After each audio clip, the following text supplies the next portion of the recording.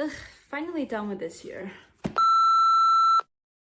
Welcome to a brand new year of 2021, guys. Honestly, I feel like for the first half of this year, things are not gonna change much. Hopefully, things will get better or just get back to normal in summer. That being said, I think it's very important that we keep up with this positive attitude towards life. Even if things may not go exactly the way that we want, we have to admit that we cannot control that. All we can do is to just wear our masks. Anyway, I want to share with you guys my New Year's resolution, and at the end of the video, I've collected online 21 New Year's resolution ideas, and hopefully you get inspired from this little list. Okay, so now I want to go through mine. I have 7 goals for this year. I mean, I'm not that ambitious, but I do have some solid goals because I feel like in a time like this, we need something to look forward to. So it's the best time to make goals because we're probably gonna stay at home for another, I don't know. So maybe we should just make the most of it. Okay, so my first 2 goals sort of go hand in hand. The first one is don't procrastinate, and the second one is less time on social media. The reason why I think they go hand in hand is because the second goal is actually the cause of the first one.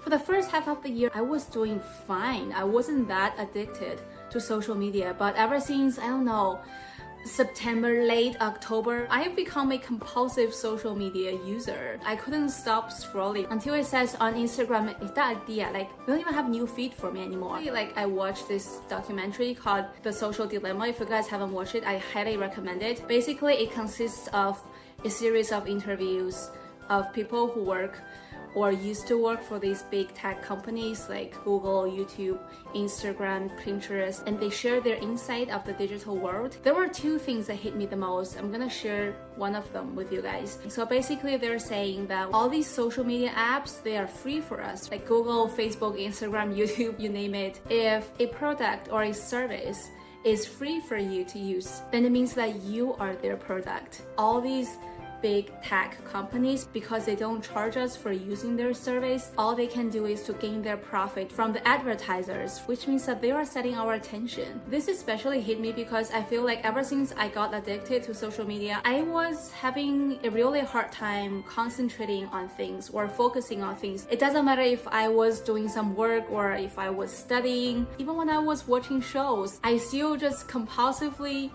scroll down the screen like all the way to 2021.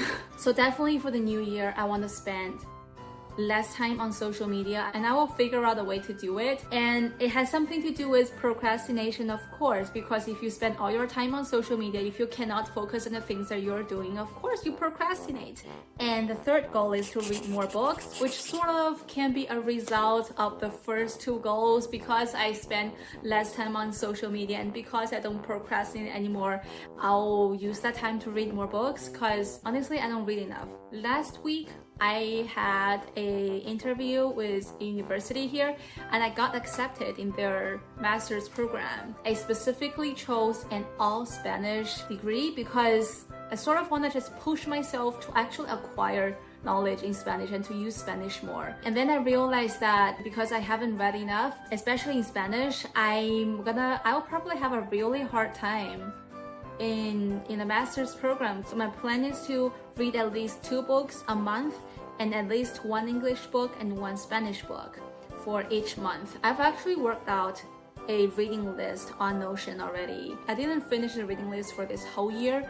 I made the list up until June or July, and I chose some of the books that were recommended reading for this master's program. So I sort of want to incorporate what I'm gonna learn in the coming October into my reading list. And then I have 2 hardcore goals, which are very tangible goals. I mean, the book one is also tangible, but these 2 are more tangible. First one is I'm gonna take Delhi C1 test, and the second one is I'm gonna take driver's license test here. I took a CLA test last year. I got B2, so I feel like if I want to start off this whole university experience and internship experience and later working experience here in Spain, I definitely need a C1 certificate. Not just the certificate, but the capabilities. Because mastering a foreign language, if you want to live in a foreign country, it's a necessity, it's essential. So I have to do it. And then the driver's license as well, something essential. I've read like 1 chapter of the book it's so freaking hard. I mean, I definitely think the theory test is gonna be harder for me. Hopefully I can pass it before I start my master's program, because then I wouldn't have time for that, I'm pretty sure. And the last two goals are work out regularly and get an internship. Honestly, before the year 2020, I never religiously work out. Never. But ever since the lockdown in March, 1 week through the lockdown, I realized that I had to start working out at home because physically I didn't feel well sitting there all day. And the thing is, we couldn't really go out, so I started to follow this YouTuber from Hong Kong, even if I don't speak Cantonese at all. Now I understand 1, 2, 3, 4, 5, 6, 7, 8 after working out with her for a whole year. What I like most about her workout video is that she gave proper instructions. I feel like as a newbie, we need instructions in order not to hurt ourselves. And the thing is, it really helps me get in shape. So I want to just keep up with the good work. The last one is get an internship. I only have classes in late afternoon, like from 5 to 8 probably. I think I'm gonna try to get an internship, even if that's remotely connected to what I learned. I would love to have that experience here. One thing I didn't list here is that I hope I could just travel somewhere in the new year. For the past year, even going to the city center of Madrid made me happy. Every time I had to go to the city to run some errands, I was so happy. It's like I was traveling abroad because I've been really just staying at home to stay safe. Hopefully by the end of this new year, I could actually travel somewhere. Anyway, so coming next is a little list that I prepared for you guys in English and in Spanish, which hopefully would inspire you as well in making your New Year's resolution.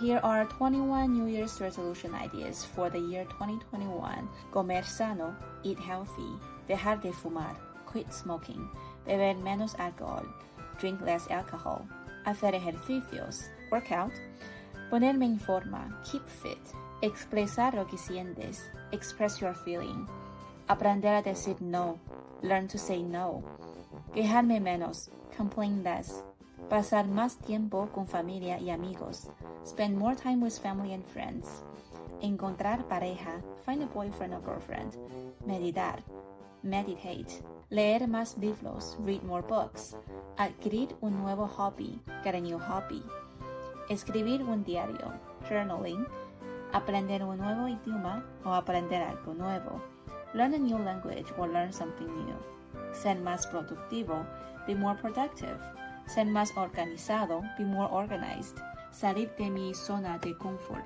leave my comfort zone, tomar descansos del mundo digital, take some rest from the digital world, dedica más tiempo a lo que de verdad importa, devote more time to what really matters, gastar menos dinero en cosas que no necesito, spend less money on things that I don't need.